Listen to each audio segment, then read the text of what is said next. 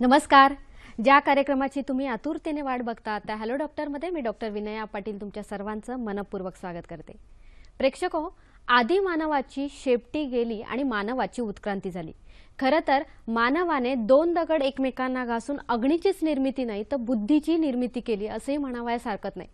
खरं तर इथूनच प्रवास झाला तो मानवी बुद्धीचा. प्रेक्षको, हे सगळं शक्य झालं ते फक्त पाठीच्या मणक्यामुळे. आता पाठीचा मणका म्हटला की आपल्या सगळ्यांना पाठदुखी आठवतेच. ही पाठदुखी जरी आठवत असली तरी त्याच्या आधी आपण बऱ्याच वेळेला चालढकलपणा करत असतो. आजचा आजार उद्यावर ढकलतो आणि नंतर जेव्हा आपल्याला डायग्नोसिस कळतं की ऑपरेशनची वेळ आलेली आहे तेव्हा मात्र आपण आयुर्वेदाचार्यांकडे पळ घेतो. कारण आपल्याला हे ऑपरेशन टाळायचं असतं, आपल्याला औषधांनी हा आजार बरा करायचा असतो. थोडक्यातच हे आजार का होतात, याच्या मागे आयुर्वेदीय उपचार काय आहेत, खास विशिष्ट उपचार पद्धती कुठल्या आहेत, या सगळ्यांवर आज आपण चर्चा करणार आहोत. आजच्या विषयात मणक्याचे विकार आणि आयुर्वेद यावर आपल्याला मार्गदर्शन करतील वैद्य सचिन गोडसे. तिथे ती अशी आहे की वैद्य सचिन भागवत गोडसे हे गेली 10 वर्ष श्री विश्वार्पण आयुर्वेद चिकित्सालय व पंचकर्म केंद्र कुर्डुवाडी जिल्हा सोलापूर येथे आयुर्वेदिक प्रॅक्टिस करीत आहेत. सामाजिक उपक्रम म्हणून श्री विश्वार्पण बहुउद्देशीय संस्थेमार्फत मोफत रोग निदान व उपचार शिबिर तसेच मार्गदर्शनपर व्याख्याने डॉक्टर देत असतात. मणक्याच्या आजारात व्यतिरिक्त उंची वाढविणे, पोटाचे विकार, किडनीचे विकार, स्त्री पुरुष वंध्यत्व यामध्येही डॉक्टरांचे विशेष प्रावीण्य आहे. मणक्याच्या विकारासाठी आजपर्यंत विशेष चिकित्सेने डॉक्टरांनी हजारो रुग्णांना ऑपरेशन पासून दूर करून बरे केलेले आहेत. नक्कीच आजचा जो विषय आहे तुमच्यासाठी फार महत्त्वाचा आहे. तुम्ही डॉक्टरांकडे संपर्क साधू शकतात. कुर्डुवाडी शिवाय मुंबई, पुणे, दौंड आणि सोलापूर येथेही डॉक्टरांचे वैद्यकीय उपचार केंद्र आहेत. आजचा जो विषय आहे मणक्याचे विकार आणि आयुर्वेद या विषयाविषयी तुमच्याही मनात खरंच प्रश्न येत असतील आणि त्या प्रश्नांची उत्तरं घेण्यासाठी तुम्हाला लागतील आमचे फोन नंबर. ते असे आहेत 022 हा मुंबईचा कोड क्रमांक आहे आणि लँडलाईन नंबर आहे 24908050 24988050. कार्यक्रमात फोन करून आपण जरूर सहभागी व्हा. तत्पूर्वी आपल्या सगळ्यांना नम्र विनंती अशी आहे की आपण जेव्हा फोन कराल तेव्हा कृपया आपल्या टीव्हीचा आवाज पूर्णपणे बंद करा, जेणेकरून आपला प्रश्न आमच्यापर्यंत व्यवस्थित ऐकू जाईल. चला तर मग कार्यक्रमाला सुरुवात करूया. डॉक्टर, पुन्हा एकदा तुमचं खूप खूप स्वागत. डॉक्टर, आज आपण फार महत्त्वाचा विषय घेतला आहे मणक्याचे विकार. याविषयी बऱ्याच जणांना माहिती असते पण ती फार उशिरा कळते. एक जनजागृती व्हावी हाही आपला आजचा उद्देश आहे. मुळात आयुर्वेद यामागे काय सांगतं की मणक्याची जी रचना असते ती रचना कशी असावी आणि त्यानंतर येणारे आजार हे कसे उद्भवतात. बरोबर आहे. मणका म्हणलं की आपल्याला आठवतं ते की म्हणजे एखादं कुठलंही घर असेल त्याचा जो पूर्ण आपण साचा म्हणतो तो त्या पिलरवरती उभा राहिलेला असतो. तसं आपल्या सर्व शरीराचा जो इमारत आहे ती त्या मणक्यावरती उभा राहिलेली असते. अशा पद्धतीनं आपण मणक्याचं महत्त्व सांगू शकतो. किंबहुना ज्या पद्धतीनं आपल्या भारताचं संरक्षण अव्याहतपणे अखंडपणे हिमालय पर्वत करतो आणि त्याच्यातून ज्या गंगा यमुनासारख्या ज्या 2 प्राणवाहिन्या किंवा जलवाहिन्या वाहतात त्याच्यातून अख्ख्या भारताचं पालन आणि पोषण केलं जातं, त्याच पद्धतीनं मणका हा आपला अखंडपणे पाठीमागे उभं राहून संरक्षण करतो. त्याचबरोबर जी स्पायनल कॉर्ड म्हणतो मेंदूपासून जी सुरुवात झालेली असते त्या स्पायनल कॉर्डचं त्यातून खाली येतं की ज्याच्या थ्रू म्हणजे त्या मणक्याच्या थ्रू मेंदूचं जे संतुलन आहे आपल्या शरीराचं ते राखलं जातं. त्याचबरोबर जे संदेशवहन येणं जाणं हे जे कार्य आहे ते त्या मणक्याचं कार्य त्या मेंदूचं जे कार्य संदेशवहनाचं एखाद्या अवयवाकडे असेल किंवा अवयवाकडून मेंदूकडे असेल तर हे संदेशवहनाचं कार्य ह्या मणक्यातून आपल्याला होत असतं. अशा पद्धतीनं मणका त्या दोन्हीच्या मधला एक फार मोठा दुवा हे म्हणू शकतो आपण त्याला. फार मोठा दुवा आहे किंवा त्याच्याशिवाय कोणतेही कार्य होण्यासाठी थोड्याशा अडचणी येऊ शकतात असं आपण म्हणू शकतो. कारण एक कुठलंही कार्य घ्या समजा आता आपण ही मुलाखत पाहतो आहोत. हे मुलाखत पाहत असताना कॅमेरा आहे, टीव्ही आहे, लाईट आहे, किंवा जे आपले प्रेक्षक पाहतात त्यांचा समोरचा जो टीव्ही आहे टीव्ही संच आहे. ह्यातलं एखादं जर का नसेल तर काय होईल, म्हणजे हे जर नेटवर्क नसेल तर काय होईल, म्हणजे ह्यातला एकही घटक नसून चालत नाही. त्याच पद्धतीनं मणक्याची जी आपली रचना आहे ती आपल्या शरीरामध्ये एकूण 33 मणके आहेत. मानेमध्ये जे सर्वायकल व्हर्टेब्रे आहेत ते 7 आहेत, त्यानंतर थोरेसिक किंवा पाठीतले मणके आहेत ते 12 आहेत, त्याबरोबर लंबर 5, सॅक्रल 5 आणि कॉकेसचे 4, अशा पद्धतीने एकूण 33 मणके आहेत. त्या प्रत्येक मणक्याच्या मध्ये 2 मणक्याच्या मध्ये गादी असते. त्या गादीचा एन्युलर डिस्क बाहेरचा भाग जो असतो तो, आणि आतला न्यूक्लियस ज्याचा सेम डिंकासारखा मटेरियल असतो. त्यामध्ये ज्यावेळी आपण उडी मारतो किंवा चालतो पळतो त्या दोन्हीच्या मध्ये जे शॉक ॲब्सॉर्बर हे जे कार्य केलं जातं त्या मणक्याच्या त्या 2 मधल्या गादीनं केलं जातं, किंवा 2 मणक्याच्या मधून ज्या नसा येतात आपल्या शरीरापर्यंत ज्या पोहोचत असतात तर त्या नसांना जो हे दिला जातो, गॅप दिला जातो, त्या 2 मणक्याच्या मधून त्या डिस्कमधून दिला जातो. त्याच पद्धतीनं ज्या मेंदूपासून आलेल्या ज्या स्पायनल नर्व्ज आहेत त्यातून 31 स्पायनल नर्व्ज आहेत, त्याच्या ज्या पेअर्स आहेत त्या मणक्यातूनच आपल्या शरीरातून खाली गेलेल्याच असतात. अशा पद्धतीनं म्हणजे मणक्याचं महत्त्व आपल्याला समजेल. आयुर्वेदात ह्याची जी उत्पत्ती आहे ती हाडं किंवा अस्थि असं म्हणलं जातं. त्याला अस्थिधरा कला किंवा पुरुषधरा कला, जे पक्वाशय किंवा मोठा आतडा आहे त्यामध्ये ह्या अस्थिधातूची निर्मिती होत असते. रसातून रक्त, आपण जो आहार घेतो त्याच्यातून रस, रक्त, मांस, मेद आणि मेदाच्या पोषक भागापासून अस्थिची निर्मिती होत असते आणि हाडाची आपली निर्मिती होत असते. पितृज अवयव आहे, काठिण्य त्याच्यामुळेच आलेलं असतं. जोपर्यंत हे काठिण्य आहे, त्याचा आकार आपला जो स्थिर आहे, तोपर्यंत हे सर्व आपल्या ज्या हालचाली आहेत, उठणं असेल, बसणं असेल किंवा वाकणं असेल किंवा कुठलाही खेळ असेल, हे तो मणका जोपर्यंत व्यवस्थित आहे, त्यानंतर ज्या ठिकाणी ह्या अस्थिधराकलेचे किंवा ह्या हाडाची जी निर्मिती होत असते त्याच ठिकाणी वाताची निर्मिती होत असते. जोपर्यंत ह्या प्राकृत वाताची निर्मिती होती तोपर्यंत हाडाचं उत्तम निर्मिती, त्याचं पोषण, त्याची झीज टाळणं आणि त्याचं टिकणं आणि त्याचं जे कार्य आहे ते व्यवस्थित होत असतं. ज्यावेळी वात बिघडतो किंवा वाढतो किंवा कमी होतो किंवा विकृत होतो त्यावेळी मात्र ह्या मणक्याचे विकार आपल्याला जाणवायला लागतात. म्हणजे जोपर्यंत वात प्राकृत आहे तोपर्यंत हे सगळं व्यवस्थित चाललेलं आहे. म्हणजे एकदा वात बिघडायला सुरुवात झाली की मणक्याचे विकार व्हायला सुरुवात होत असते. तुम्ही खूप छान सांगितलं, डॉक्टरांनी आपल्याला खूप छान सांगितलं की घराचा आणि बिल्डिंगचा जसा पाया महत्वाचा असतो तसा आपल्या शरीराचा पाया हा मणका असतो. तो जर तुमचा भक्कम असेल तर तुमची शरीराची पूर्ण इमारत ही व्यवस्थित राहू शकते. आपल्याला एक फोन आलेला आहे. सर अंबादास बोलतायत आपल्याशी जालना इथून. नमस्कार सर. ते माझ्या पाठीचा पूर्ण मणक्याचा आवाज आहे ना, तर हे मणका आहे ना तो पूर्ण असा साठतो, छाती भरून येते आणि एकदम असं छाती दबतीन मणका दबत होता. वय वय आपलं वय 39 वय. आणि पाठीचा मणका दुखतोय? हा, पूर्ण पाठ साठत याचं. रात्री त्याला तवा गरम करून घ्यावा लागतो, तवाच होते. बर. तुम्ही काम काय करता? मी ड्रायव्हिंग करीत होतो, तर 2012 मध्ये माझं किडनी स्टोनचं ऑपरेशन व्हायला, तर ड्रायव्हिंग सोडून गेली. किडनी स्टोनचं ऑपरेशन झालं. ओके, धन्यवाद. काय सांगाल? त्यांना किडनी स्टोनचा त्यांना त्रास झालेला आहे. बरेचदा काय होतं की पेशंट येताना सांगतो की पाठ दुखते, मान दुखते, कंबर दुखते, पण त्याचं जर व्यवस्थित पद्धतीने आयुर्वेदिक पद्धतीने निदान केलं की तर त्यामध्ये आता ह्यांनी मूत्राशमध्ये सांगितलं, म्हणजे मुतखडा सांगितलेला आहे. मुतखड्यामध्ये एक लक्षण आले कटिशूल, पृष्ठशूल असं लक्षण आलंय. त्यामुळे ह्यांच्या ज्यावेळी वाताचं अनुलोमन होईल, जे खडे तयार होत असतात वात आणि कफामुळे खडे तयार होतात, वाताचं अनुलोमन झालं आणि जर का तिथले मुतखडे कमी केले, पक्वशगत वात जो वाढलेला आहे तो जर कमी केला तर ह्यांचा मुतखडा कमी होतो, पाठदुखी कमी होते आणि कंबरदुखी कमी होते. म्हणजे त्या आजाराची मूळ आजाराची ट्रीटमेंट आणि लक्षण स्वरूप आलेलं जे त्यांच्या आता पाठदुखी आणि कंबरदुखी ही जर ट्रीटमेंट दोन्ही एकत्र केल्या तरच ह्यांना ह्या पाठदुखीतून आणि मुतखड्यातून कायमस्वरूपी ह्यांना रिझल्ट मिळू शकतो किंवा ह्यातून वेदनेतून ते पूर्ण बाहेर पडू शकतात. आजाराचं मूळ हे वेगळीकडे असू शकतं आणि त्याची लक्षणं ही वेगळीकडे दिसू शकतात. बरोबर आहे. कारण बऱ्याचदा काय होतं की पेशंट कंबर दुखते, पाठ दुखते, मान दुखते अशा पद्धतीने आलं असतो, पण त्याचं जे मूळ निदान आहे. बरेचदा काय होतं की इतर आजार आहेत, पक्वशगत वात असेल म्हणजे मोठ्या आतड्यात साठणार गॅस असेल, मुतखडा असेल, मूळव्याध असेल, त्याचबरोबर वातजग्रहणी म्हणतात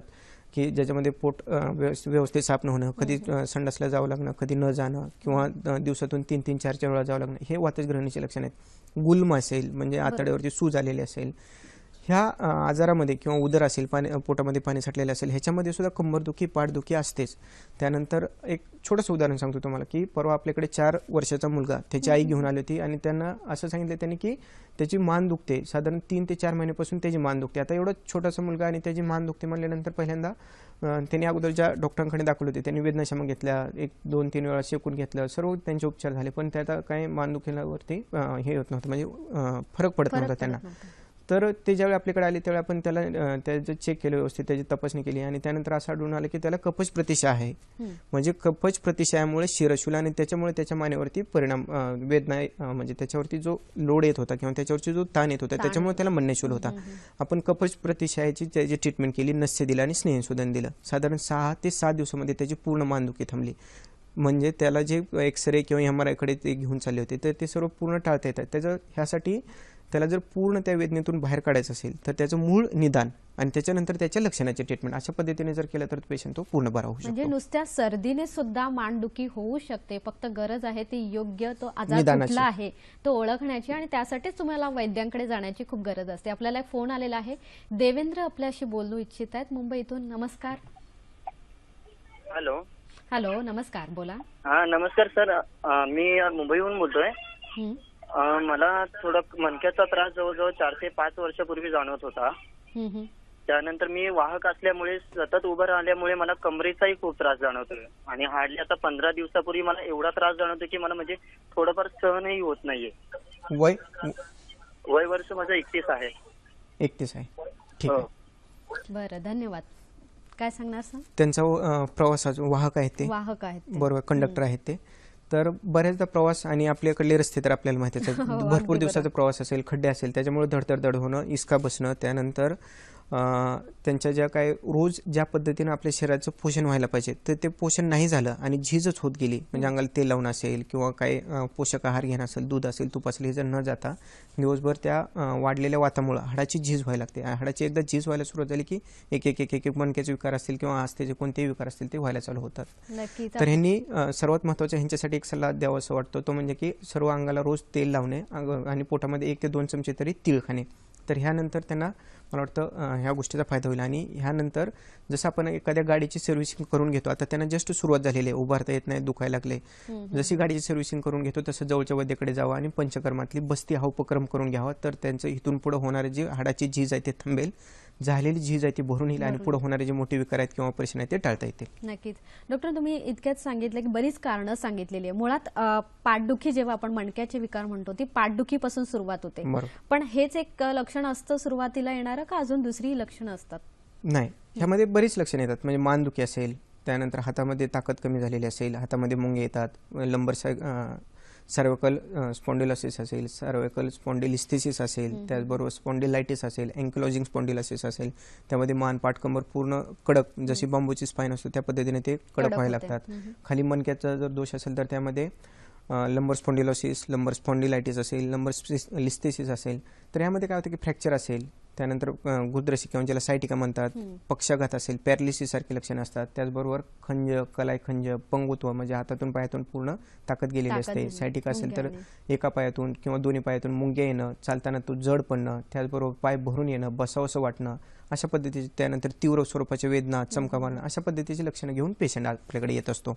मग याच्यामध्ये आपण कशी आपण प्रकार करू शकतो की पाठीच्या दुखण्याचे किंवा मणक्याचे विकार? बरोबर आहे. आपण प्रकार ह्यामध्ये कसे करू शकतो? आपण जे करतो ना त्यामध्ये सर्वात महत्त्वाचं की आयुर्वेदिक पद्धतीने त्याचं निदान केलं जातं. आता आयुर्वेदिक पद्धतीने निदान करताना 3 गोष्टी, दर्शन, स्पर्शन, प्रश्न, ह्या पद्धतीने त्याची आपण परीक्षा करत असतो. दर्शन म्हणजे त्याला पाहून तो येताना कसा चालतोय, कसा उभारतोय, त्याला धरून आणलं जातंय, एका हाताने धरून आणलं जातंय, किंवा तो कशा पद्धतीने आपल्याकडे येतो, त्याच्या चेहऱ्यावरचे हावभाव आहेत त्या पद्धतीने त्याचं पाहूनच आपण ठरवू शकतो. सायटिका किंवा गुद्रशी वात असं म्हणतात आयुर्वेदामध्ये, की ज्या पद्धतीने गुबड आहे ते ज्या पद्धतीने एक पाय उचलून टाकत असतं त्या पद्धतीने सायटिकामध्ये पेशंट एक एक पाऊल उचलून टाकत असतो किंवा लंगडत येत असतो. ह्याच्यावरूनच त्याचं निदान होतं.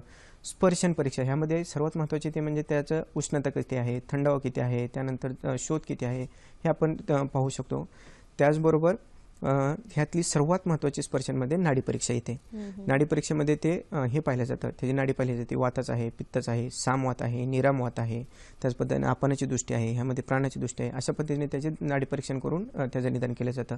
आणि आजकाल सर्वात महत्त्वाचं दर्शन परीक्षेमध्ये पेशंट एक्सरे, MRI हे घेऊन येत असतं, त्यामुळे आणखी निदान करायला सोपं जातं. आणि तिसरं प्रश्न म्हणजे चालल्यानंतर दुखतं, बसल्यानंतर दुखतं, चमका येतात, ह्या ठिकाणी दुखतं, त्या ठिकाणी दुखतं, अशा पद्धतीने सांगतो. आणि ह्याच्यासोबत इतर लक्षणं पेशंट काय सांगतो, म्हणजे त्याचा आहार कसा आहे, त्यानंतर भूक लागते का, पोट व्यवस्थित साफ होते का, झोप व्यवस्थित होते का, त्याचे इतर कुठले आजार त्याला अगोदर झालेले आहेत का, कुठल्या कारणासाठी ऑपरेशन झालेलं आहे का, त्याचा व्यवसाय कोणत्या प्रकारचा आहे, ह्या सर्व गोष्टीचा सांगोपांग विचार केल्यानंतर त्या आपण निदानापर्यंत येत असतो आणि मग चिकित्सेला सुरुवात करतो. जर का त्या व्यक्तीमध्ये फक्त मणक्याचा विकार आहे आणि त्यामुळे त्याला त्रास होत आहे तर त्याची ट्रीटमेंट बदलते आणि इतर आजाराचं स्वरूप म्हणून त्या लक्षण स्वरूप म्हणून जर तो आला तर त्याची मात्र ट्रीटमेंट बदलते. ह्या ठिकाणी मात्र आयुर्वेदिक वैद्याची खरी गरज लागते. जर का त्या मूळ आजार नाही समजला तर फक्त ते दिसतंय सर्व्हायकल स्पॉन्डिलायसिस आहे, लंबर स्पॉन्डिलायटिस आहे म्हणून फक्त मणक्याची किंवा वातविकारातली जर औषधे दिली तर काही बऱ्याच पेशंटला फरक पडत नाही. पण तो मूळ आजार आणि त्याची ट्रीटमेंट अशा पद्धतीने जर गेलो आणि त्याची आपण ट्रीटमेंट केली म्हणजे आयुर्वेदिक पद्धतीने निदान केलं, आयुर्वेदिक पद्धतीने जर उपचार केले तर त्याला हमखास यश येतं. आणि हे आज मी कित्येक पेशंटचे ऑपरेशन टाळल्यानंतर त्यांच्यावरती ट्रीटमेंट केल्यानंतर अनुभव सांगू नक्कीच. शकतो. आणि आम्हाला हेच ऐकायचं आहे की ऑपरेशन टाळून आयुर्वेदिक उपचाराने हमखास बरं कसं बरं करता येईल. आपल्याला एक फोन आलेला आहे. अनंत बोलतायत आपल्याशी बुलढाणा इथून. नमस्कार. नमस्कार मॅडम. नमस्कार, बोला. मॅडम माझं वय 28 वर्ष आहे आणि मला पाठीचा त्रास आहे आणि मी मागे डॉक्टरांच्याकडे दाखवलं होतं तर डॉक्टर मणक्यामध्ये गॅप असते तो वाढलेला आहे जास्त. कुठल्या डॉक्टरांकडून तुम्ही दाखवले, म्हणजे ॲलोपॅथिक उपचार घेतलेले का आयुर्वेदिक उपचार? नाही, ॲलोपॅथिक घेतलेलं आहे मी. बरं, ठीक आहे. बरोबर. यांचं वय वर्ष 28 आहे 28 आहे. आणि ह्यांना आताच मणक्याचा पाठीचा त्रास चालू झाला आहे, मणक्यामध्ये गॅप पडलेला आहे. सर्वात महत्त्वाचं ह्या तरुण वयातच होण्याचं कारण म्हणजे ह्यांचा प्राकृत प्रमाणात आहार नसणे. हे सर्वांसाठी कॉमन आपण सांगत आहे की प्रॉपर प्रमाणात ज्या पद्धतीने आहार घ्यायला पाहिजे त्या पद्धतीने आहार नसणं, व्यायामाचा अभाव असणं, त्याचबरोबर जे काही फळं घेतात, पालेभाज्या घेतात ते हायब्रिड पद्धतीचे असणं, त्याच्यातून जे पोषण व्हायला पाहिजे त्याच्याऐवजी त्या शरीरावरती होणारे साईड इफेक्ट असणं, त्याचबरोबर जे काही ह्यांचा प्रवास असेल किंवा धावपळ असेल, त्याचबरोबर मलाचं मूत्राचं वेगावरोध असेल, त्यानंतर जी काम करण्याची प्रवृत्ती, पूर्वी जी कष्ट करायची तयारी होती ती कष्ट कोणत्याही कारणासाठी म्हणजे कष्ट केलं जात नाही. म्हणजे मध्ये कष्ट होत आहे सर, माणूस आळशी होत चाललेला आहे. त्याचं कारण असं की ज्यावेळी एखादा कुठलाही व्यक्ती असू द्या, म्हणजे शहरात असू द्या, खेड्यात असू द्या, सगळीकडे तीच परिस्थिती झालेली आहे की घरामध्ये त्यांच्या एसी असतो, गाडीमध्ये एसी, त्यानंतर ऑफिसमध्ये एसी, जे सॉफ्टवेअर कंपनीमध्ये वगैरे करतात ते तर दिवसभर एसी मध्ये, त्यानंतर बसण्याची पोझिशन एकटक बसणे, ह्या काय म्हणतो आपण त्याला, पोक काढून बसणे, त्यानंतर एका साईडला वाकून बसणे, तासन तास त्या कम्प्युटर पुढे समोर बसणे, त्यामुळे मानेवरती पाठीवरती ताण येणं. त्याच्याबरोबर आणखी एक लक्षण यांच्यामध्ये दिसतं म्हणजे मलमूत्राचं वेगावरोध करणे, म्हणजे लगीला लागलेलं असेल किंवा शौचाचं वेग आलेलं असेल तरी न जाणं, हे आणखी एक त्यामध्ये कारण आहे की ज्यामुळे ह्या वयातच आजकाल म्हणजे त्याचं पोषण व्यवस्थित नसल्यामुळं हे मणक्याचे किंवा पाठीचे विकार व्हायला चालू झालेले. तर त्यांना वय वर्ष 28 आहे, त्यांनी लवकरात लवकर सर्वांगाला तिळतेल लावणं, योगराज गुगुळ आणि गोक्षरेत गुगुळ ह्या 2 गोळ्या घेणं आणि त्यानंतर पंचकर्मातला बस्ती हा उपक्रम जवळच्या वैद्याकडे जाऊन त्यांनी करून घ्यावा, तर त्यांना ह्यातून पूर्णपणे रिलीफ भेटू शकतो किंवा वेदनामुक्त होऊ शकतात. नक्कीच. खूप छान सरांनी मार्गदर्शन केलेलं आहे. आपल्याला अजून असे आपल्याला मार्गदर्शनपर सल्ले घ्यायचे आहेत, पण तुर्तास वेळ झाली एका छोट्याशा विश्रांतीची. कुठेही जाऊ नका, बघत राहा कार्यक्रम हॅलो डॉक्टर.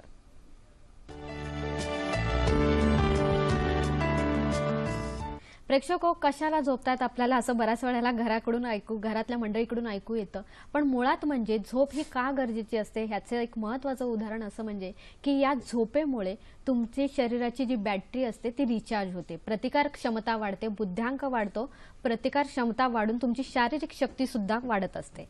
डॉक्टर, ही शारीरिक शक्ती सुद्धा आम्हाला वाढवायची आहे. आजचा आपला पेन विषय आहे की मणक्याचे विकार. हा मणका कसा कमकुवत झालेला आहे आणि तो आपल्याला कसा मजबूत करायचा आयुर्वेदिक उपचाराने, हे तुम्ही आज आम्हाला सांगतायत. मुळात हे सगळे आजार जेव्हा उद्भवतात त्याच्या मागची आजकालची ही कारणही फार वेगळी दिसतात, तर काय सांगाल त्याविषयी? खरंय, हे कारण जे आहेत मणक्याचे विकार होण्याचे सगळ्यात महत्त्वाचं म्हणजे वात बिघडला की हे होत असतात. वात 2 कारणाने बिघडत असतो आपल्या शरीरामध्ये. एक म्हणजे धातू क्षयजन्य आणि स्रोतरोधजन्य. धातू क्षयजन्य म्हणजे काय होतं की हाडाची झीज होत जाणं, जसं वय वाढत झालं असेल, पोषण व्यवस्थित होत नसेल तर त्या पद्धतीने त्यांची झीज होत जाते आणि जसं वय आपण म्हणतो की म्हातार माणूस झाला आहे, कंबर झिजली, गुडघे झिजले, पाय झिजले, झीज होत जाऊन त्यांचे आजार होते. पण आजकाल जे प्रमाण आपल्याला मणक्याच्या विकाराचे जे जास्त प्रमाण दिसतं ते म्हणजे स्रोतरोधजन्य. ह्याच्या मागचं मूळ कारण जे आहे ते म्हणजे बदललेला आहार, बदललेला विहार आणि बदललेले विचार. बदललेला आहार म्हणजे काय की जे आज जंक फूड, फास्ट फूड ह्याच्या नावाखाली जे खाल्लं जातं, पिझ्झा असेल, बर्गर असेल, जे काय असेल ते बाहेरचं खाल्लं जातं. प्रत्येक घरात आज वीकेंड हे एक फॅडच होऊन गेले आणि प्रत्येक गृहिणी सुद्धा स्वयंपाक करणं हे टाळण्याच्या नावाखाली की एक बहाणा म्हणून बाहेर जातात. दर आठवड्यातून, दर 15 दिवसातून हे बाहेर खाल्लं जातं. त्यानंतर कोल्ड ड्रिंक्स, हे घेतल्यानंतर कोल्ड ड्रिंक्स घेतलं जातं. हे कित्येक लोकांना माहीत असतं बरं का. म्हणजे हे खाल्ल्यानंतर हाडं ठिसूळ होतात, हे कितीतरी त्या सोशल मीडियावरती वाचतात की कोल्ड ड्रिंक्स घेतल्यानं हाडं ठिसूळ होतात, तरी सुद्धा ते घेतलं जातं. तर सगळ्यात महत्त्वाचं म्हणजे बदललेला आहार. दुसरं जो आहार आपल्याला बाजारात मिळतो तो आहार म्हणजे पालेभाज्या असतील, फळं असतील, त्यांचं झालेलं हायब्रिडायझेशन, दूध असेल, त्यात असलेली भेसळ, ह्याच्यामुळं जे शरीराचं आपलं पोषण व्हायला पाहिजे त्याच्याऐवजी त्या शरीरावरती दुष्परिणामच व्हायला लागलेत आणि त्याच्यामुळं हाडाची झीज ही लवकर व्हायला लागली, कारण त्याचं पोषण होत नाही त्या हाडाचं, त्यामुळं झीज लवकर व्हायला लागते. दुसरं म्हणजे आपण जे खातो ते कसं खातो, किती मात्रेत खातो आणि कुठल्या वेळी खातो, वेळी खाणं, अति प्रमाणात खाणं, म्हणजे सकाळचं जेवण आहे ते दुपारी, दुपारचं जेवण ते रात्री 10-11 वाजता, लेट नाईट पार्ट्या करणं, ही जी आपण पाश्चात्य जीवनशैली अंधानुकरण करत आहोत, त्याच्यामुळं शरीरामध्ये त्या जे व्यवस्थित पाचन व्हायला पाहिजे, रस तयार व्हायला पाहिजे, तो रस तयार होत नाही. त्या ठिकाणी आम तयार होतो, त्या आमातून ज्या ठिकाणी वात व्यवस्थित हे व्हायला पाहिजे तर त्या आम जो आहे तो थोडा आपले शरीर काढत असतं बाहेर. पण जर का जास्त प्रमाणात राहिला तर तो रक्तातून सांध्यात एक सांधे जखडायला लागतात आणि त्या हाडाचं जे पोषण ज्या पद्धतीने व्हायला पाहिजे ते होत नाही, त्याची जी हालचाल व्हायला पाहिजे त्या पद्धतीने होत नाही आणि मग मात्र सांध्याचे किंवा मणक्याचे विकार व्हायला सुरुवात होतात त्या सामवायूमुळं. त्याचबरोबर आजकाल जे आपण पाहतो ते म्हणजे जे व्यायामाचा लहान मुलापासून ते मोठ्या माणसापर्यंत व्यायामाचा अभावचा, ज्यावेळी डॉक्टर सांगतात त्याच वेळी व्यायाम करायला सुरुवात करतात. म्हणजे चालणं, फिरणं, उठणं, बसणं किंवा खेळ खेळणं ह्या गोष्टी बऱ्याच कमी प्रमाणात झालेल्या आहेत. त्याचबरोबर वेगावरोध, मगाशी जे सांगितलं ते मलमूत्राचा वेगा त्याचा अवरोध केलेला असेल, कंजेनिटल ॲनोमली असेल, त्यामुळे हे होतं. दुसरं सर्वात महत्त्वाचं कारण म्हणजे आज आपण जो पाहतो ते रोड ॲक्सिडेंटचं प्रमाण एवढं वाढलेलं आहे की त्याच्यामुळं एकदा जर का मणक्याचा विकार झाला, समजा एखाद्या मणक्यात फ्रॅक्चर झालं की तिथून पुढे जर का तो पाय हात त्याचं जर का निकामी झालं, पॅरालिसिससारखी लक्षणं आली तर त्याचं ऑपरेशन करून बऱ्याचदा त्यात काही हे येत नाही, फायदा होत नाही. तर अशी जी मुलं आहेत, तरुण मुलं असतात, तर ह्या तरुण मुलामध्ये अक्षरशः त्यांच्या म्हणजे एवढं दुर्दैव आहे की त्यांच्याबरोबर त्यांच्या अख्ख्या कुटुंबाचं त्यामध्ये हे होतं, म्हणजे उद्ध्वस्त होत जातं. आपल्याकडे असा एक पेशंट आहे की 6 महिने झाले लग्नाला, बुलेटवरून. तुम्हाला मध्येच थांबवते, आपल्याला फार लांबून फोन आलेला आहे. उमाकांत बोलतायत आपल्याशी बीड इथून. हॅलो. हॅलो, नमस्कार, बोला. हा हॅलो. हॅलो, बोला, आपण प्रश्न विचारा. हॅलो डॉक्टर, माझं वय आहे 40 वर्ष. मी LIC एजंट आहे. मला कंटिन्यू बाईक वरती प्रवास करावा लागतो, तर मला सतत बाईक चालल्यामुळे पाठीचा खूप त्रास होतो. तर मला असं डॉक्टरांना विचारायचं आहे की कुठले व्यायाम केल्यानंतर माझा पाठीचा त्रास जास्तीत जास्त कमी करू शकतो.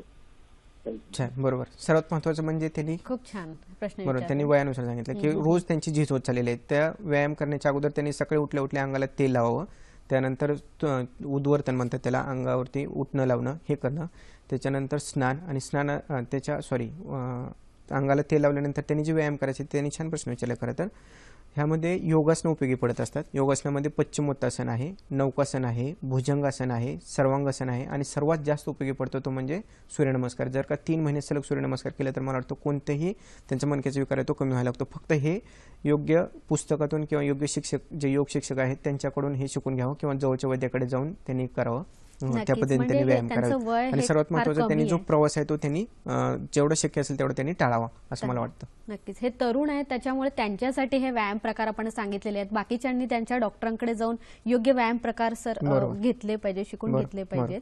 आणि सर इथे महत्वाचं तुम्ही असं सांगितलं की तेल लावूनच व्यायाम करणं हे खूप गरजेचं आहे. बरोबर आहे. जी हाडाची कारण काय असं म्हणलं जातं की अभ्यंगम आचरेत नित्यम सा जरा श्रम वाता, म्हणजे जर नित्य अभ्यंग केलं तर जरा म्हणजे येणारं म्हातारपण आहे ते उशिरा येतं, म्हणजे तरुण पण टिकतं. श्रम म्हणजे दिवसभर आपण जे उभा राहिलेलं आहे, काम केलेलं आहे, दिवसभर तो थकवा आलेला आहे तो त्या अभ्यंगाने जात असतो. त्यानंतर वात म्हणजे शरीरात जो वात जर नाही वाढला तर जे हाडाची झीज होणार आहे ती होणार नाही.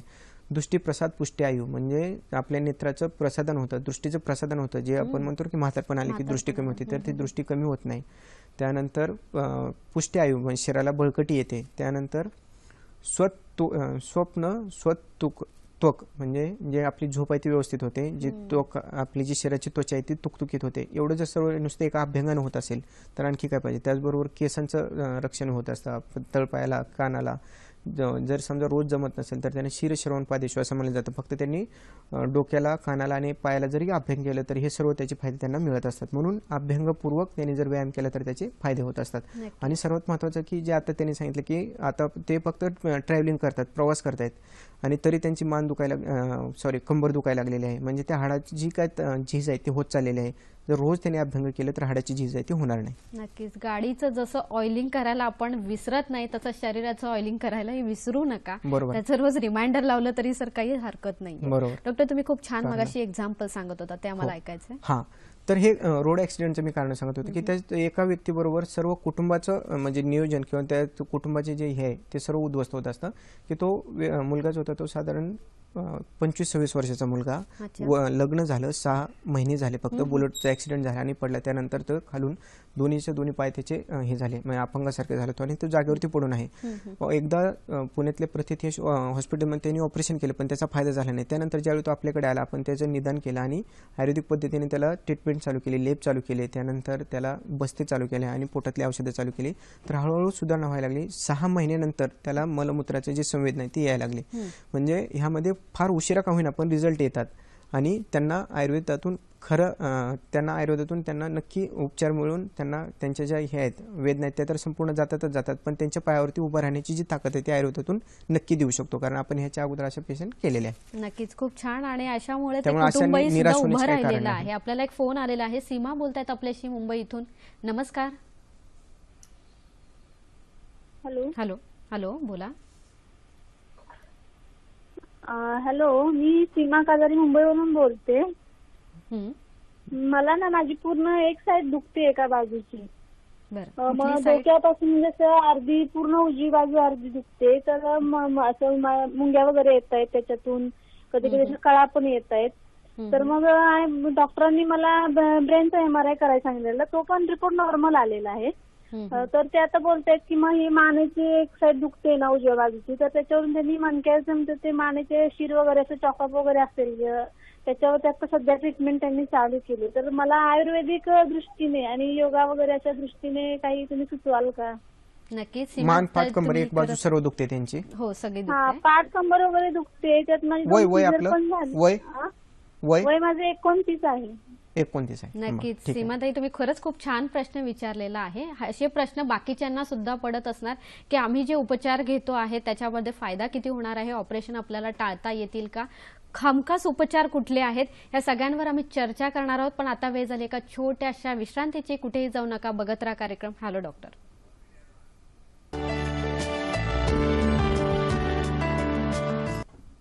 डॉक्टरांकडून आपण कारणं जाणून घेतलेली आहे, लक्षणं जाणून घेतलेली आहे. सर, आपल्याला ब्रेकला जाण्याआधी सीमाताई यांचा फोन आलेला होता, काय सांगणार त्यांना? त्यांनी छान प्रश्न विचारला की त्यांच्या सर्व कंबर, पाठ आणि मानेचा पण एक भाग दुखतो आणि त्यांचं आता सध्या ट्रीटमेंट चालू आहे. तर सर्व स्त्रियांच्या बाबतीत असं होतं की ह्यांच्यामध्ये वाढलेला वात आणि आपण जे ह्यांचं निदान करतो अगोदर कोणतेही पेशंट आल्यानंतर, विशेषतः स्त्रियांच्या बाबतीत काय होतं की ह्यांचे कंबरदुखी, पाठदुखी, मानदुखी आणि सर्व दुखत राहतं. ह्याचे कारण म्हणजे त्यांच्या असलेल्या सर्वात महत्त्वाची जी आजची त्यांची हे इमेज, सुपर वुमनची जी इमेज म्हणतो आपण, त्यांना धावपळ असणं, घरातली सर्व कामं करणं, त्याचबरोबर नोकरी, त्याचबरोबर प्रवास, इतरांच्या शरीराकडे ते किंवा त्या इतरांच्या आरोग्याकडे लक्ष देते, तर स्वतःच्या आरोग्याकडे लक्ष देत नाही. समजा काही त्रास झाला तर ते हळूहळू त्याकडे दुर्लक्ष करतात. ज्यावेळी जास्त होईल त्याच वेळी त्याकडे पाहायला जातात. हे पहिलं. दुसरं म्हणजे मासिक पाळीच्या काळामध्ये जे त्यांनी 4 दिवस विश्रांती घ्यायला पाहिजे तर ती घेतली जात नाहीत, विशेषतः तरुण मुलींच्या मध्ये. जे आज ऍड पाहून वगैरे जे अंधानुकरण केलं जातं तर ते केल्यामुळं त्यांना हे पाठीचे, मणक्याचे विकार लवकरच चालू होतात. दुसरं की शेकशेगडी झाली नसेल, डिलिव्हरी झाल्यानंतर, ॲबॉर्शन झाल्यानंतर, सिझेरियन झाल्यानंतर शेकशेगडी होत नाही. त्याच्यामुळे जो त्या 9 महिने गर्भाशयामध्ये गर्भ वाढत असतो त्यामुळं तिथं ओलावा निर्माण झालेला असतो त्या गर्भाचं पालन पोषण करण्यासाठी. तर तो ओलावा पूर्ण निघत नाही. जर शेकशेगडी नाही घेतली तर तो ओलावा निघत नाही. दुसरं, त्या गर्भाशयाचा जो आकार वाढलेला असतो तो प्राकृत होत नाही. त्याच्यामुळे पोट सुटणं, कंबर दुखणं, थोडंसं जरी उभा राहिलं तरी त्यानंतर कंबर दुखायला लागते, पाय गळून जायला लागतात. म्हणजे ऍक्च्युअली त्या स्त्रीला कळतच नाही. आपल्याला मानेचं त्यांनी सांगितलं की मानेचा त्रास होतोय, पाठ दुखते, कंबर दुखते, नेमकं काय होतं हे कळत नाही. स्कॅन झाल्यावर आता त्यांना सांगितलं जातंय मानेचे हे त्रास आहेत आणि हे सर्व करून सुद्धा त्यांनी ट्रीटमेंट चालू आहे तरी सुद्धा त्यांना उपचार घेऊन पण त्यांना ऑपरेशनचा सल्ला दिला जातो. ह्याचा अर्थ आहे की त्यांचा जो मूळ आजार आहे तो वेगळीकडे असू शकतो. म्हणजे त्यांना गर्भाशयात वात असू शकतो, कटिगत वात असू शकतो. म्हणजे इतर त्यांना जो त्रास आहे तो अगोदर त्याचं निदान केलं पाहिजे. त्यानंतर त्याची ज्यावेळी ट्रीटमेंट करेल त्याच वेळी हे जे लक्षण येते पाठ कंबर मान दुखणं हे ज्यावेळी त्यांनी निदान करून एखाद्या जवळच्या वैद्याकडे जाऊन निदान करून त्याची जर ट्रीटमेंट केली तर आयुर्वेदिक पद्धतीने त्यांचं आपण म्हणजे काय खात्रीने सांगू शकतो की ऑपरेशन टाळता येईल त्यांचं आणि फक्त पंचकर्मातल्या बस्तीनं सुद्धा त्यांची मान पाठ कंबरदुखी हे कमी होऊ शकतं. नक्कीच. म्हणजे स्त्रियांमध्ये कमरेचे त्रास होणे किंवा मणक्याचे त्रास होण्याची जी संभावना असते ती जास्त असू शकते. त्यावेळी त्यांनी त्यांच्या शरीराकडे अजिबात म्हणजे लक्ष द्यावं, दुर्लक्ष करू नये. कारण सर छोट्या मोठ्या कुरबुरी झाल्यात तरी त्यांना आपण चालढकलपणा करण्याची सवय असते. बरोबर. सर आपण इतकंच सांगितलं की स्त्रियांच्या आजारांवर खास लक्ष दिलं पाहिजे. पंचकर्माविषयी किंवा खास तुमच्या अशा विशिष्ट पद्धती आहेत आयुर्वेदामध्ये त्याविषयी काय सांगणार?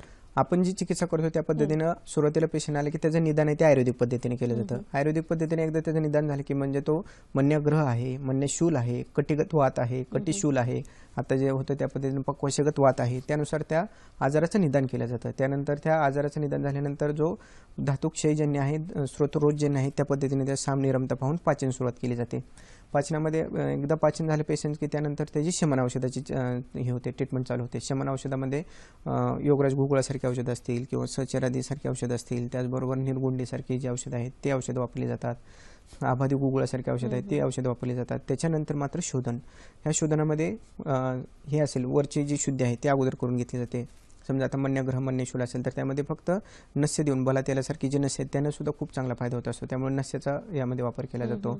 त्याच्यानंतर पाठदुखी आहे, कंबरदुखी, त्या ठिकाणी पाठीवरचे लेप दिले जातात, मणक्यावरचे लेप दिले जातात. त्याबरोबर स्नेहशोधन आणि त्याच्याबरोबर विद्धकर्म आणि अग्निकर्म ह्या पद्धतीची आपण चिकित्सा त्यांच्यामध्ये अनुसरत असतो. खाली कंबर आहे तर कमरेवरती लेप देणं, कटी बस्ती देणं आणि त्याच्यानंतर बस्ती करणं. त्या पेशंटची ज्या पद्धतीने गरज असेल, ज्या पद्धतीने आजार असेल, इतर आजारासोबत जो काय आजार असेल त्यानुसार आपण त्यांच्यामध्ये पंचकर्म अनुसरत असतो. वमन, विरेचन, बस्ती, नस्य ह्या सर्व उपक्रमांचा त्यामध्ये फायदा होत असतो. ज्यावेळी सिजर केलं जातं, 2दा-3दा सिजर होतं, स्पायनल ॲनेस्थेशिया दिला जातो, त्या ठिकाणी जे हे केलं जातं, सुई जे टोचवलेली असते त्या ठिकाणीच ॲनेस्थेशिया ज्या ठिकाणी दिलं असतं. मंदवेगी वेदना असतात बऱ्याच पेशंटला, तर ती वर्ष 2-2 वर्ष पेशंटच्या वेदना तशाच राहतात. पेन किलर खाली की तेवढं पुरतं बरे होत असतात. त्या ठिकाणी जर जलोकाउच्चारण केलं तर खूप चांगला फरक त्या ठिकाणी आपल्याला दिसून येतो. त्यामुळे जलोकाउच्चारण अशा वेदना ज्या आहेत त्या कायमस्वरूपी निघू शकतात.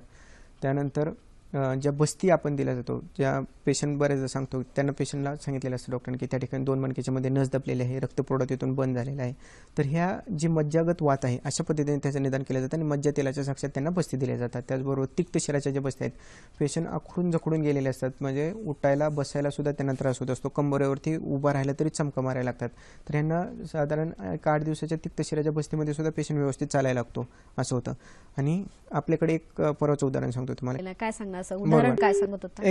एक महिला पेशंट आपल्याकडे साधारण 40-42 वयाची होती. 8 ते 10 वर्षापासून त्यांना कमरेचा त्रास, म्हणजे एवढा कंबरदुखीचा पाठदुखीचा त्रास त्यांना की बऱ्याच ठिकाणी गोळ्या घेतल्या, औषध घेतल्या आणि त्यांचं जे हे होतं MRI काढल्यानंतर निदान होतं की लंबर स्पॉन्डिलोसिस आणि माइल्ड डिजेनरेटिव्ह चेंजेस इन ऑल लंबर स्पाइन्स अशा पद्धतीने त्यांचं निदान झालं. पण कंबरदुखीची औषधं घेतली आणि शेवटी त्यांना सांगितलं की आता तुम्हाला ऑपरेशनशिवाय पर्याय नाही. ज्यावेळी आपल्याकडे आले त्यावेळी त्यांचं जे निदान केलं आपण ते फक्त त्यांचं निदान पक्वशगत वात ह्या पद्धतीने निदान केलं आणि त्याची ट्रीटमेंट केली. साधारण त्यांना पहिल्या महिन्यामध्येच ज्यावेळी आपण हे दिलं आहार, म्हणजे त्यांचं जे पथ्य आहे त्या पद्धतीने सांगितलं, त्याचबरोबर काही योगासनं, प्राणायाम आणि पंचकर्म चालू केलं त्यांना, तर पहिल्या महिन्यामध्येच त्यांना जवळजवळ 60 ते 70% फरक पडला. त्यांची जी लघवीची जळजळ होते, त्यानंतर पोट व्यवस्थित साफ होत नव्हतं ते व्यवस्थित साफायला लागलं आणि पुढची जी पाळी आहे त्यांची ती न त्रास होता त्यांना आली. म्हणजे एका महिन्यामध्ये सुद्धा फक्त पंचकर्माने त्यांना किती फरक पडू शकतो. योग्य आहार, विहार, त्याबरोबर पथ्य त्यांना व्यवस्थित दिलं, प्राणायाम व्यवस्थित त्यांना सांगितले आणि त्यांचं जे निदान आहे त्यानुसार जर का ट्रीटमेंट केली तर पेशंट पूर्णपणे बरं होऊ शकतो असं आज आपण अनुभवून सांगू शकतो आणि त्यांचं ऑपरेशन तर हे पूर्णपणे टाळू शकतो.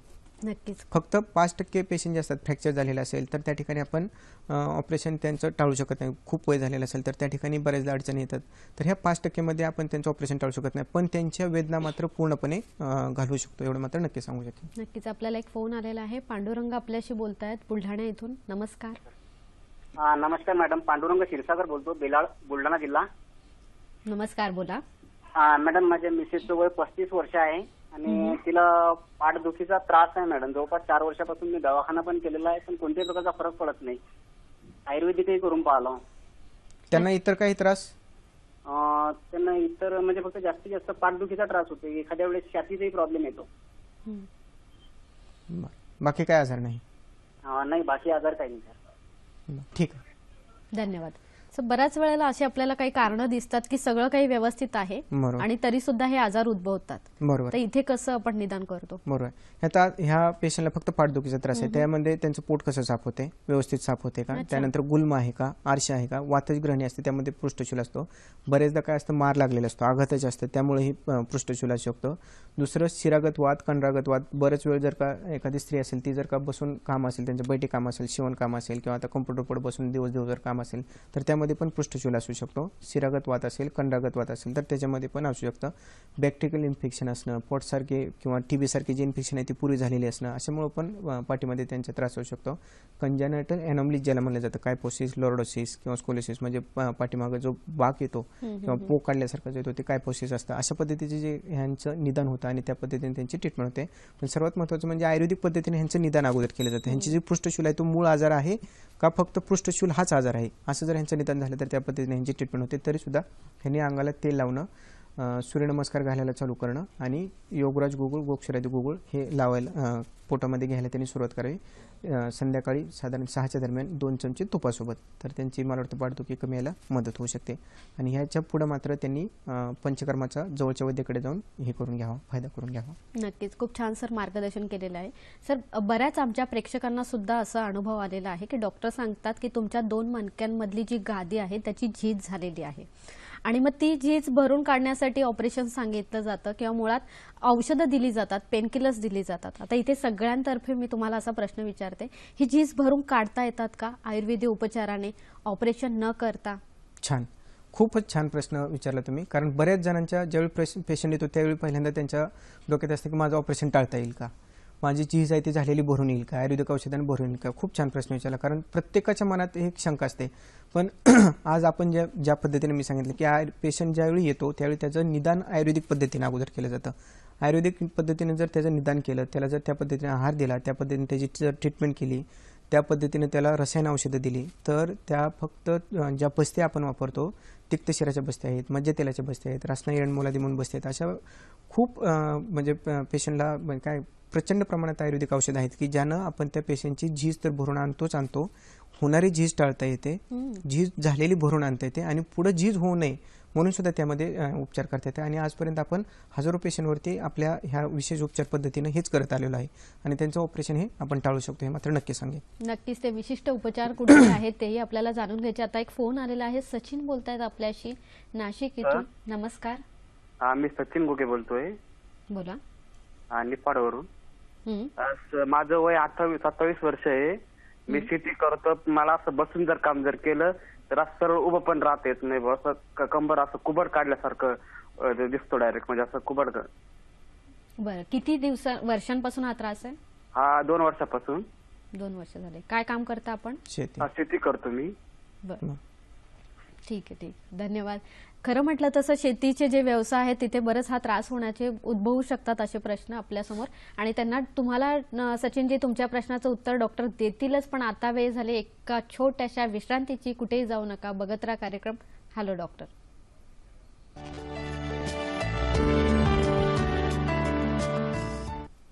ब्रेकनंतर तुमचं पुन्हा एकदा स्वागत. आजचा जसा आरोग्यपूर्ण विषय आहे तसाच उद्याचा आपल्या हॅलो डॉक्टरचा कार्यक्रमाचा विषय काय आहे तोही पटकन बघून घेऊया. रविवार दिनांक 30 जुलै रात्र 8 वाजताच्या कार्यक्रमाचा विषय आहे वंध्यत्व संवादातून निवारण. सहभागी होणार आहेत डॉक्टर संदीप माने. याशिवाय हॅलो डॉक्टर ddkmumbai@gmail.com इथे तुम्ही तुमचे प्रश्न मेल करू शकतात.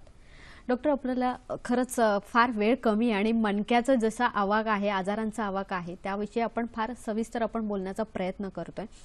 जेव्हा आता इथं ऑपरेशन टाळण्याविषयीचं बोललं जातं तेव्हा खास तुमच्याकडे ऑपरेशन टाळून त्याच्यावर उपचार घेण्यासाठीची विशिष्ट उपचार पद्धती आहे, तर त्याविषयी काय सांगाल?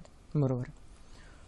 आपल्याकडे ज्यावेळी पेशंट येतो त्यावेळी ह्यांच्या मनात शंकाच असते आणि बऱ्याचदा असं पेशंट येतात की आता सर्व झालेलं आहे डॉक्टर, आता आम्हाला ऑपरेशन सांगितलंय त्यामुळे आम्ही ऑपरेशन टाळण्यासाठी तुमच्याकडे आलेलो आहे. त्याची बरीच कारणे असतात, काही आर्थिक कारणं असतात, काही खूप त्यांना कुठं खात्री दिलेली नसते, अशी बरीच कारणं असतात. त्यामुळं ज्यावेळी पेशंट येतो त्यावेळी त्याचं निदान केलं जातं आणि निदानानंतर जी ट्रीटमेंट चालू केली जाते त्यामध्ये तर आपण तुम्हाला सांगितलं की पाचन केलं जातं, शमन केलं जातं, त्यानंतर शोधन केलं जातं. शोधन चिकित्सेमध्ये मात्र आपल्याकडे विशिष्ट उपचार केले जातात. त्याच्या अगोदर अग्निकर्म असेल, म्हणजे ज्या पेशंटला उठताना बसताना सारखं चमकतात त्या इन्स्टंट जे रोज पेन किलर खातात त्यांना अग्निकर्म, जी सुवर्णशलाक असते त्याने जर अग्निकर्म केलं तर त्यातून खूप चांगल्या पद्धतीने रिलीफ भेटतो. जे हे करतात, गाडीवरती प्रवास करतात, मान दुखायला लागते, त्यांना अग्निकर्म जर केलं तर इन्स्टंट त्याची वेदना त्या कमी यायला लागतात. त्याचबरोबर विद्धकर्म म्हणलं जातं. हे इन्स्टंट उपाय आहेत की जी रोज हे कंबर दुखते, पाठ दुखते, मान दुखते, खाली हे जर टाकलं, अंग जरी टाकलं तरी मान दुखायला लागते बऱ्याच पेशंटला. त्यासाठी बेल्ट लावलं जातं. त्यानंतर त्यांचं ऑपरेशनच्या पर्यंत जी पाळी येते ती फक्त विद्धकर्माने सुद्धा आणि स्नेहशोधनाने सुद्धा कमी होऊ शकते. त्यामुळे विद्धकर्म, अग्निकर्म, त्यानंतर लेपन चिकित्सा. आपल्याकडे ह्यासाठी लेपन आणि पाठबांधणी हा एक उपचार केला जातो की जे मानेच्या मणक्यामध्ये कोणताही विकार, समजा घराचं हे असेल, एखादा पिलर असेल, तो जर खराब झाला तर आपण काय करतो, त्याच्या शेजारी दुसरा पिलर उभा करतो आणि त्याची जी झीज आहे ती भरून काढतो. त्यासाठी जे शिरा आणि स्नायू ते कडक केले जातात आणि त्याची ती झीज भरून काढली जाते. ह्याच्यासाठी पाठबांधणी केली जाते, म्हणजे त्याला स्थिर ठेवलं जातं, त्याची हालचाल ती कमी केली जाते. त्यामध्ये लेप केले जातात, पाठबांधणी केली जाते आणि त्याच्यानंतर त्यामध्ये त्या बस्ती दिल्या जातात. अशा पद्धतीने पाठबांधणीचा आणि बस्तीचा उपक्रम केला जातो. त्यानंतर ज्या बस्ती केल्या जातात, आपल्याकडे कटी बस्ती असते, मण्या बस्ती असते. त्याचबरोबर ज्या बस्ती केल्या जातात त्या 8 दिवसाच्या, 21 दिवसाच्या, 30 दिवसाच्या कर्मकाल योग ह्या पद्धतीने त्यांना बस्ती केल्या जातात. आणि ह्या जे वेगवेगळ्या पद्धतीचे हे केले जातात, बस्ती वापरले जातात, त्यामध्ये तिक्त शिराच्या काही बस्ती आहेत, त्यांना झीज पूर्णपणे भरून येऊ शकते. त्यानंतर नस दबलेले आहे, त्यानंतर मज्जा फ्रॅक्चर झालेले आहे आणि त्या ह्याला नर्वला डॅमेज झालेलं आहे किंवा नर्व इंजुरी झालेली आहे, या ठिकाणी मज्जा तेलाचा उपयोग होत असतो. तर त्याच्या बस्ती आपण पेशंटला डायरेक्ट साक्षात मज्जा तेलाच्या बस्ती देत असतो. अशा पद्धतीनं त्यांची जे हे असेल गरज असेल त्या पद्धतीने पंचकर्मामध्ये बदल केला जातो, त्यांच्या आहारामध्ये बदल केला जातो. त्यानंतर त्यांच्या जो काही व्यायाम आहे, योगासनं आहेत, ती त्यांना दिली जातात आणि जी आयुर्वेदानुसार जी दिनचर्या आणि ऋतुचर्या आहे तिचं पालन त्यांना करायला सांगितलं जातं. बऱ्याच लोकांना दिनचर्या ही माहीतच नसते, अज्ञान असतं, त्यामुळे ते पाळली जात नाही. जर दिनचर्येमध्ये जर त्या पेशंटला बसवलं तर निम्मे आजार तिथेच कमी होत असतात. त्यामुळं दिनचर्येचं, त्यानंतर आहाराचं, विहाराचं त्यांना नियोजन करून आपण ट्रीटमेंट करत असतो. त्यामुळं ह्या पद्धतीने गेल्यामुळे मला वाटतं बऱ्याच पेशंटचं आपण ऑपरेशन टाळू शकलो. हजारो रुग्णांना ऑपरेशन पासून डॉक्टरांनी वाचवलेलं आहे आणि आयुर्वेदिक उपचाराने त्यांचे मणक्याचे आजार हे बरे केलेले आहेत. सर, ब्रेकला जाण्याआधी आपल्याला सचिनजी यांचा फोन होता नाशिकवरून. शेती करतात ते, त्यांना बरोबर त्यांचं कष्टाचं काम आहे आणि मणक्यात दुखत आहे. तर बऱ्याचदा असं होतं की एखादं ओझं उचललेलं असतं पूर्वी कधीतरी, किंवा आता उचललेलं असतं आणि इसका बसलेला असतो, त्यामुळे त्यांची शिरा आणि कंडगत वाहत असतो. ते जे स्नायू असतात ते दुखावलेलं असतो. मणक्याचा साक्षात ह्या वयात सहसा संबंध येत नाही. त्यासाठी त्यांनी महामाश तेल आणि महानारायण तेल ह्या 2 तेलाची मसाज करावी, थोडासा आराम करावा आणि पोटामधून त्यांनी सिंहनाथ गुगुळ आणि त्रयोदशम गुगुळ ही 2 गुगुळ सकाळ 2 संध्याकाळ 2 गोळ्या साध्या तुपासोबत जर घेतल्या तर त्यांच्या कमरेला मला वाटतं बराच आराम भेटेल. अशा पद्धतीने त्यांनी ट्रीटमेंट करावी. नक्कीच. डॉक्टर, पंचकर्म इथे आहे की पंचकर्मामध्ये प्रत्येक आजाराचं उपचार किंवा प्रत्येक आजाराचं निदान हे पंचकर्माद्वारे आपल्याला उपचार मिळू शकतात. बरोबर. तर इथे तुम्ही कुठले पंचकर्म सुचवाल? ह्यांना बस्ती हा उपक्रम उपयोगी पडतो, पण ज्यावेळी कमरेच्या आजारासाठी बस्ती हा उपक्रम आपण करत असतो त्याच्या अगोदर त्यांना लघुवमन किंवा उलटीचं औषध दिलं जातं. कारण गुरुद्रशी किंवा सायटिका सारखे जे आजार आहेत त्यामध्ये बऱ्याच वैद्याचाही हा अनुभव आहे की बस्ती किती केल्या तर फायदा होत नाही, पण जर त्यांना लघुवमन म्हणजे वरची जर शुद्धी केली आणि उलटीद्वारे त्यांची वरची शुद्धी करायची आणि त्यानंतर बस्ती जर दिला तर इन्स्टंट त्यांना रिलीफ भेटतो. सायटिकाचे जे पेशंट असतात गुदरशीवाताचे, जे 3-3, 4-4 वर्ष त्या सायटिकासाठी हे करत असतात आणि बऱ्याचदा सांगतात की मी आयुर्वेदिक ट्रीटमेंट घेतली, हे केलं, त्यानंतर आयुर्वेदिक औषध खाल्ली, आयुर्वेदिक पंचकर्म पण केलं, पण ह्यातला एक छोटासा बारकावा आहे तो अनुभवानं मला वाटतं बऱ्याच वैद्यांच्या हा लक्षात आलेला आहे की तो म्हणजे ऊर्ध्व शुद्धी केली आणि त्यानंतर बस्ती केली तर ह्या पेशंटच्या किंवा अशा पेशंटच्या ज्यांची पंचकर्म करून आयुर्वेदिक औषध घेऊन हे झालेली नाही, वेदना कमी झालेल्या नाही, तर त्यांनी अशा पद्धतीने जर का बस्ती घेतली तर त्यांच्या वेदना ह्या पूर्णपणे कमी होऊ शकतात आणि कायमची त्यांची कंबरदुखी आहे ती कमी होऊ शकते. नक्कीच. हा बऱ्याचदा स्त्रियांच्या मध्ये प्रॉब्लेम असतो, तर त्या स्त्रियांसाठी बऱ्याच आजची जी सुपरवुमन आहे त्याच्यासाठी तर हा खूप चांगला हे आहे, सल्ला आहे. नक्कीच. यासोबतच आरोग्य सल्ला जो आहे तो खास आपल्या सगळ्यांसाठी आहे. मणका कसा व्यवस्थित ठेवावा यासाठी आहे. बघूया काय आहे तो. हाडांची झीज व मणक्याचे विकार टाळण्यासाठी आळीव, मेथी, खसखस, खारीक, बदाम, गोडांबी, पाळान शेपा, बडीशोप, डिंक, गूळ यांचा लाडू बनवावा व रोज सकाळी खावा. दररोज सर्वांगाला तीळ तेलाने अभ्यंग करणे व पोटात 1 चमचा तीळ घेणे यामुळे हाडांची झीज व वात विकार होत नाही. मासिक पाळीमध्ये स्त्रियांनी विशेषतः तरुण मुलींनी शक्य तितका आराम करावा, धावपळ प्रवास टाळावा, हलका आहार घ्यावा. निरगुंडीच्या पाल्याचा काढा करून दररोज पिण्याने कंबरदुखी, पायाला मुंग्या येणे, जड पडणे पूर्णपणे थांबते.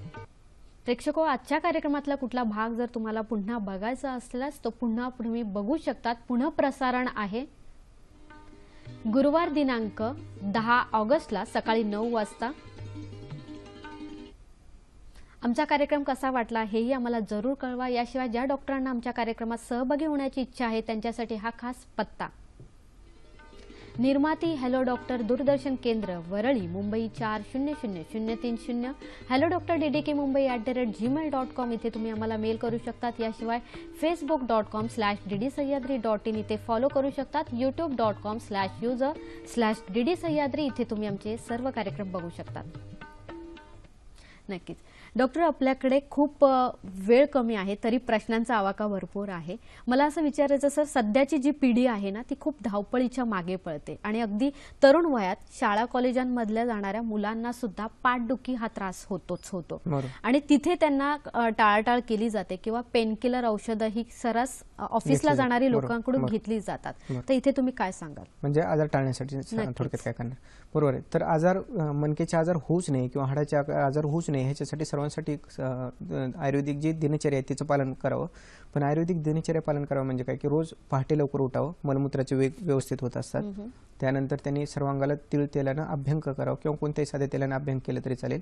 अभ्यंग केल्यानंतर हे करणं, व्यायाम करणं, त्यामध्ये अनुलोम विलोम असेल, कपालभाती असेल, जिममधला व्यायाम असेल किंवा चालणं असेल, फिरणं असेल. मणक्याच्या विकारासाठी पोहण्यासारखा तर दुसरा व्यायाम नाही. खूप पद्धतीनं ते हे होत असतो, फायदा होत असतो पोहण्याचा. त्याचबरोबर त्यानंतर उद्वर्तन म्हणजे उठणं लावणे. अंगावर जी वाढलेली चरबी अतिरिक्त प्रमाणात त्या कफाचं किंवा त्या चरबीचं विलयन होत असतं, त्यामुळे उद्वर्तन किंवा उठणं लावणं.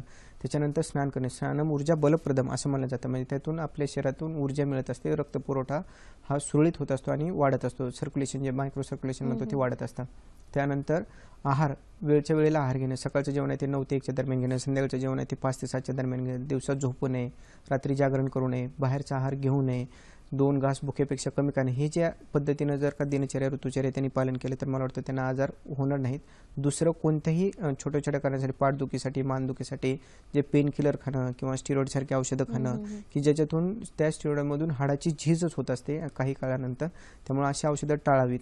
इतर त्या आपण पाहतो की केमिकल जसं अन्नाचा परिणाम होतो तसं केमिकल औषधाचाही आपल्या शरीरावर परिणाम होतो, त्यामुळे ते टाळावे आणि छोट्या छोट्या आजारासाठी त्यांनी आयुर्वेदिक औषधाकडे वळावं. दुसरं त्यांनी सर्वात महत्त्वाचं मला सांगायचं आज की आयुर्वेदाबद्दल जे काही गैरसमज आहेत त्यांच्या मनामध्ये की आयुर्वेदिक औषध चालू केल्यानंतर खूप वेळ लागतो, औषधं कडूच असतात, पथ्य खूप पाळावं लागतं, त्यानंतर ह्यामध्ये खर्च खूप लागतो, असे बरेच गैरसमज आहेत. तर हे गैरसमज मला वाटतं आपल्या लोकांनी नाही तर इंग्रजांनी पसरवलेले आहेत. ते की ज्यावेळी त्यांना ॲलोपॅथी शास्त्राचा आपल्या भारतामध्ये प्रचार आणि प्रसार करायचा होता त्यावेळी आयुर्वेदाबद्दल गैरसमज पसरवले की हे पद्धतीने उशीर लागतो, कडू लागतात, पथ्य पाळतात. तर तसं काही नाही आहे. आपण किती हे पाहतो, एका उदाहरणाने सांगतो मी तुम्हाला. आज कोलगेटची आपण कोलगेटची जाहिरात पाहतो. पूर्वी कशी होती की तुम्ही अजून कोळशाने दात घासता का, आणि आज ते म्हणतात की कोलगेटमध्ये तुमच्या आहेत का. म्हणजे ह्या पद्धतीने त्यांनी आपल्याला कितीतरी हे काढलेले. तर ते तुमच्या मनातले गैरसमज दूर करा आणि आयुर्वेदाकडे कोणत्याही आजारासाठी जर तुम्ही एक पर्याय म्हणून न पाहता की मूळ चिकित्सा म्हणून जर तुम्ही पाहिलं तर मला वाटतं तुमचं आयुष्य निरोगी, दीर्घायुष्य आणि सुखकर होऊ शकतं. हे आज अनुभवानं आणि खात्रीनं सांगू शकतो. प्रेक्षको, फार महत्त्वाच्या विषयावर डॉक्टरने आपल्याला मार्गदर्शन केलेलं आहे. आपण असं म्हणू शकतो, पूर्वी आपल्या घरात ना पेंडुलमची अशी घड्याळं असायची दोलकाची आणि त्याला चावी द्यावी लागायची, तेव्हा ती घड्याळं चालायची. आज जर आपलं शरीर व्यवस्थित आपल्याला चालवायचं असेल तर मनका व्यवस्थित असला पाहिजे आणि त्यासाठी आयुर्वेदिक उपचार हे वेळोवेळी घेतले पाहिजे. डॉक्टर, तुम्ही इथे आलात आणि अतिशय महत्त्वपूर्ण विषयावर आम्हाला मार्गदर्शन केलं, त्याबद्दल दूरदर्शनतर्फे आणि हॅलो डॉक्टरच्या संपूर्ण टीमतर्फे मी आपले आभार मानते. धन्यवाद.